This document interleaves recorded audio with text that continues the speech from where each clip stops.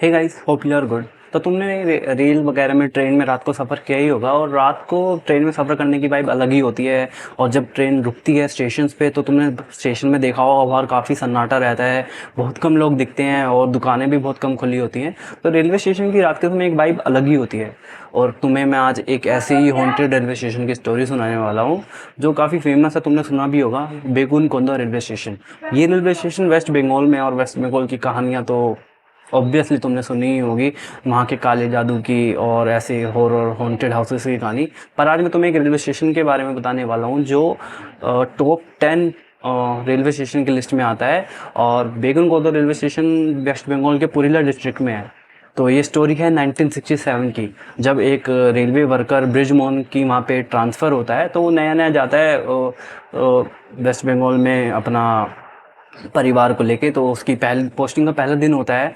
तो ये सब जैसे ही वो जाता है तो उसको वहाँ पे काफ़ी रूमर वगैरह के बारे में पता चलता है कि जिस पे उसकी पोस्टिंग हुई है।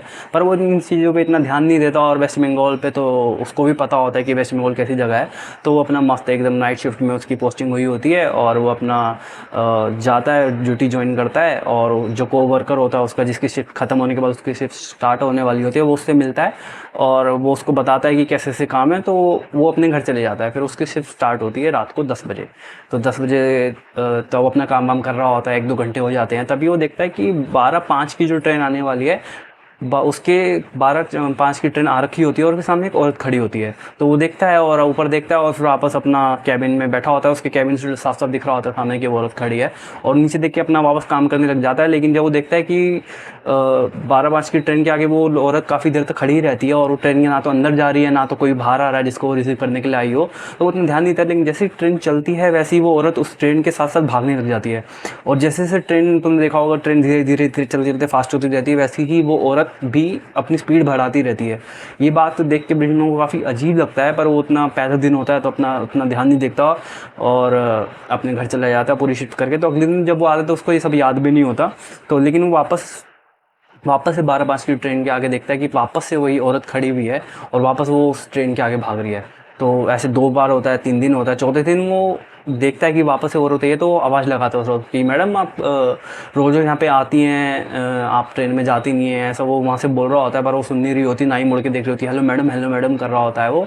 तो फिर से वो उस दिन भी सेम होता है, वो औरत भागती है और ना ही पीछे मुड़ के देखती है, और उसके साथ गायब हो जाती है। तो काफ़ी उसको अजीब लगता है, और वो सुबह अपने कोवर्कर से, जब उसकी शिफ्ट ख़त्म होने वाली होती है, तो अपने कोवर्कर को ऐसा सब बताता है। तो उसके वो उस पर ध्यान नहीं देता, उसका मजाक उड़ाते हैं कि तुझे भ्रम हो रहा है, तू ऐसी सपने देख रहा है, रात को सो गया होगा। तो ठीक है, वो आई गई कर देते हैं उस बात को। लेकिन ये स्टोरी में बहुत ही अजीब पॉइंट जब आता है, जब वो कोवर्कर को की शिफ्ट जब ख़त्म होने वाली है और ब्रिजमोहन उस दिन नहीं आता। तो उसको पता होता है कि ब्रिजमोहन काफ़ी टाइम से काफ़ी टेंस है इस पूरे हादसा जो भी हो रहा है, वो जो बताया उसने ब्रिजमोहन ने उसको। तो वो उसके घर चला जाता है, 1 दिन 2 दिन की छुट्टी के बाद वो उसके घर चला जाता है देखने के लिए कि क्या सीन है। तो वो घर जाता है तो वो देखता है कि ब्रिजमोहन की बीवी और उसकी बेटी की लाश, या उसकी बेटी की और ब्रिजमोहन की लाश वहाँ पे पड़ी हुई है, और उसकी बीवी की, तीनों की लाश वहाँ पे पड़ी हुई है। तो वो काफ़ी घबरा जाता है, और तभी से ये रूमर काफ़ी मतलब तुम कहोगे कि ब्रिजमोहन के आने से पहले काफ़ी, मतलब एक हाँ थोड़ा थोड़ा अफवाह थी, लेकिन इसके बाद ये काफ़ी फैल जाता है। और वहाँ पे जो जो भी स्टाफ होता है वो बैकआउट करने लग जाता है, कुछ लोग रिज़ाइन कर देते हैं, कुछ लोग ट्रांसफ़र ले लेते हैं। तो वहाँ पे एक अफरा तफरी सा माहौल हो जाता है कि कोई भी नाइट शिफ्ट नहीं करना चाहता। तो इसी वजह से उस स्टेशन को टेम्परेली बंद कर दिया जाता है, क्योंकि वहाँ पे नाइट शिफ्ट में कोई जाता ही नहीं है। और लेकिन कुछ टाइम बाद 2009 में स्टेशन को दोबारा खोल दिया गया, क्योंकि जब वहाँ के आसपास के लोगों ने गवर्नमेंट को रिक्वेस्ट करी, क्योंकि तुम्हें पता है रेलवे स्टेशन घर तुम्हारी सिटी में हो और ऐसे चलना रहा हो तो काफ़ी दिक्कत होती है। तो लोगों की रिक्वेस्ट करने के बाद 2009 में अगस्त में उस स्टेशन को दोबारा खोल दिया गया। लेकिन आज की डेट में भी उस स्टेशन पे कोई जाता नहीं है।